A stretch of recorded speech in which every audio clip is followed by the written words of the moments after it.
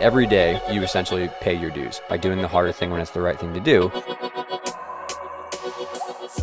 As a coach, what do you notice maybe in the world that where autonomy becomes a problem, and what do you suggest that people do to involve their athletes more?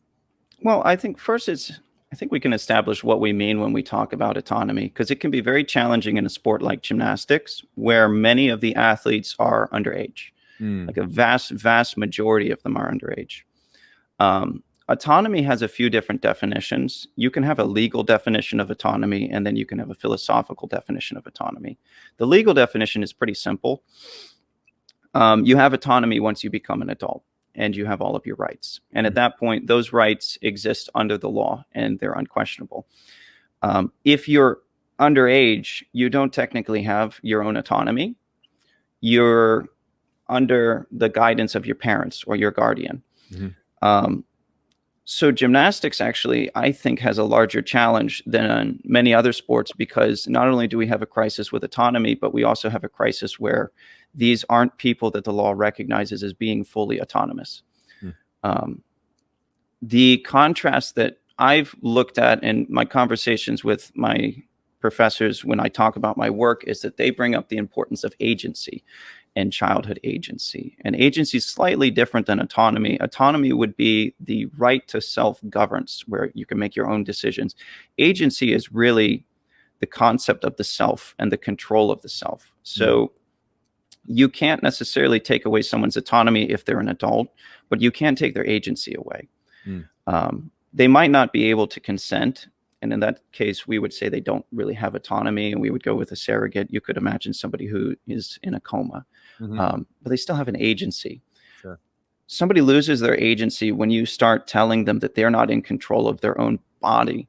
They're not in control of their own thoughts and emotions. And when reading a lot of the articles that I've seen of the athletes who came forward, I think what we see is not only a loss of autonomy, but a loss of agency, where coaches are telling them that the emotions they're feeling, the pain that they're feeling, is wrong.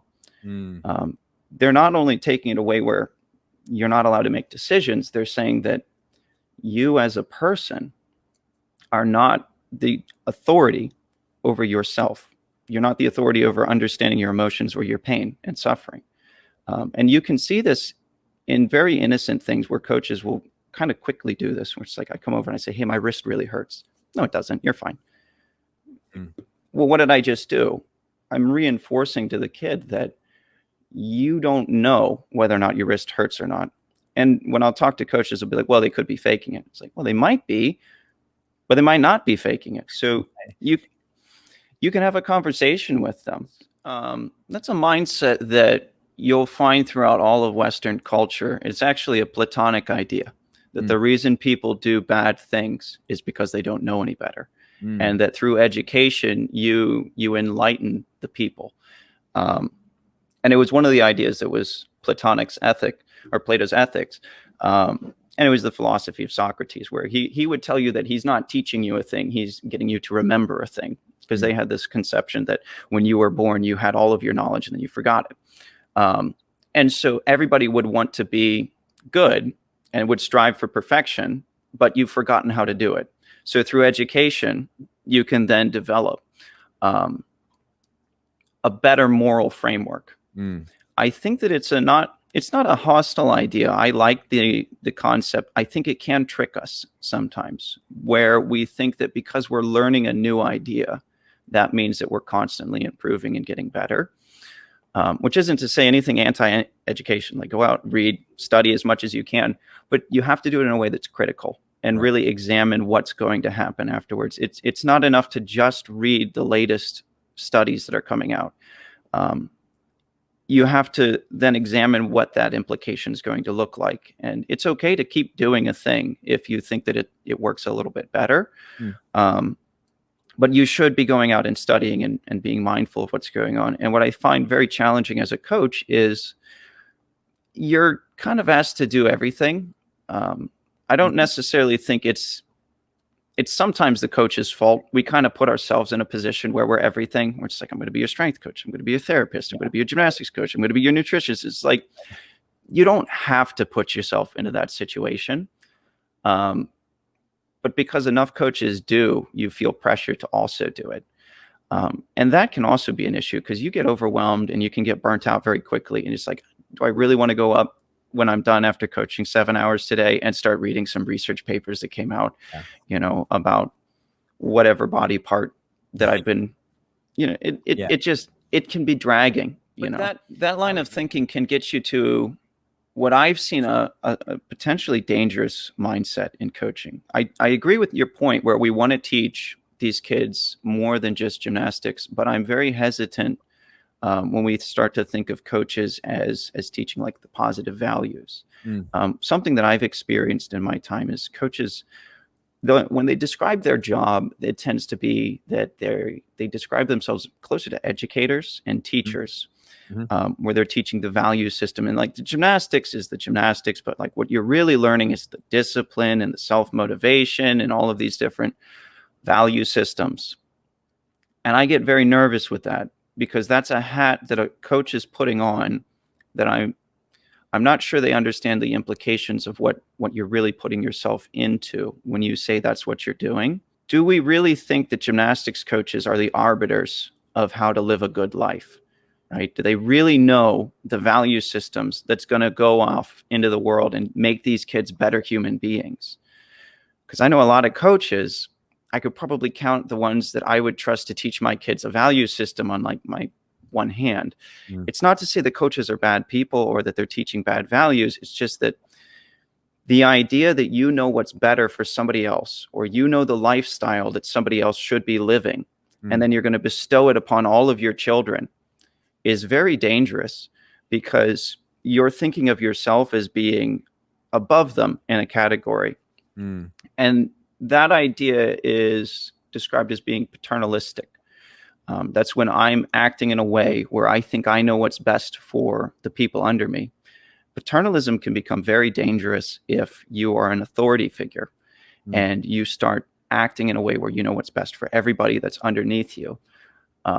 It's something that in medicine had been done for a very long time. It's starting to fall out of favor now. We used to describe physicians as, they would sit down your patients and they would tell them, like, you got to live this kind of lifestyle. And to an extent, we still do that. We say, you got to eat more healthy, you got to smoke less, or not smoke at all. Paternalism isn't necessarily a bad thing, but imagine if you went in and a physician told you, you need to vote Democrat. Right? Like we would look at that and be like, oh, I don't think that's really your say. So paternalism itself isn't necessarily a problem, but if you're not addressing professional standards that come along with that mindset, like where is the boundary line? Where can me as a coach teach positive values to kids? And where am I overstepping? Where am I overreaching? Because I don't necessarily know what's going to be best for these guys. What I see in gymnastics right now is that we have adopted a set of values. And these values create a lot of the problems that we are facing. It's a systemic problem with gymnastics and the way we view it. It's not even gymnastics. Honestly, it's just youth sports in general, and it's just sports in general. The way that I distinguish the two is I say, is sports a science or sports a humanity? Sports as a science makes it objective and goal-oriented. There's an idea of progress, and the sport gets better, and we're moving towards some goal. And you'll hear people talk about this in conversation where they'll say, the sport's progressed, it's gotten better. There was a post, I think, from the Olympics on Instagram I saw the other day where it had a ring routine from like 1950 and then a ring routine from 2016. They're like, look at the progress of the sport. Well, when you use a term like progress, there's a value underlining in there. They're saying that there was something that we used to be, but now we're better than. We've progressed. Well, what exactly is that value that we're saying we've progressed to? In gymnastics, it's difficulty. As the sport gets harder, we say that the sport has progressed. So we're forced into this system that is constantly generating harder and harder gymnastics and higher levels of difficulty, and the kids are constantly having to push more and more to keep up with it. From a scientific mindset, But I would really like to pose the question to a lot of coaches, which is, what if this isn't a science? What if it's a humanity? And what I mean by that is there's no goal. We're not trying to do a thing. We're just doing the thing because it's benefiting ourselves, right? We don't say that poetry has progressed. It's changed. Some people will say it's progressed, but we normally ask them to leave the room. It's changed. It's not the same that it used to be. But if you read Hemingway or you read one of my favorite Latins like Martin, right? It's very different poetry. But I wouldn't say that one of them is necessarily better than the other. It's just changed. It's different. Yeah. The idea of progress really drives a lot of our coaching. It drives a lot of the value system that we have in the sport because we're constantly trying to get better, but better equals harder. Not every sport does this. And I think that gymnastics is a little unique in a way, and it's a little weird when you think about it. Like, we didn't make the basketball hoop higher because Jordan was so good. Yeah.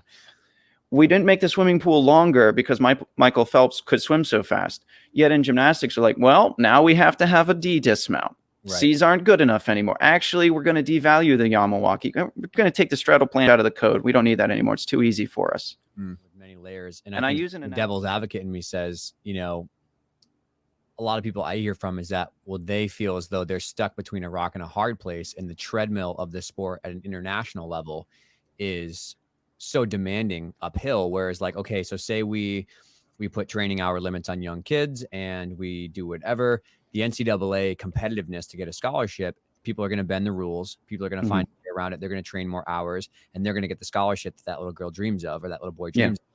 And then even higher, you know, there's some countries out there that don't exactly have the same moral standards around what you do with young training. And then we fall behind. We're not competitive on the Olympic stage, the international stage. So what are your thoughts on that? Is that like just we got to swallow our pride and put our priority of kids above medals, which check for me. But I think a lot of people would say, like, yeah, but if we're not competitive on the elite stage, you know, it's going to fall apart. We're going to lose a lot of interest. Well, I have two thoughts, which is one, I don't think the response that coaches always have is that if we change the system, that it's going to get worse. I don't necessarily believe that.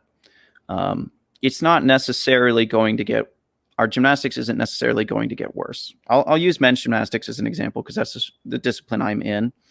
And this is a very, I would say, popular viewpoint in the gymnastics world. Less isn't necessarily better, right? You're always going to have kids out there that are just super talented athletes that are going to be able to push the boundaries. More kids in the sport just means that you're getting more kids interested in it. If you lower the level of difficulty at the lowest level so you can bring in more people into the sport, you're going to attract more talented kids.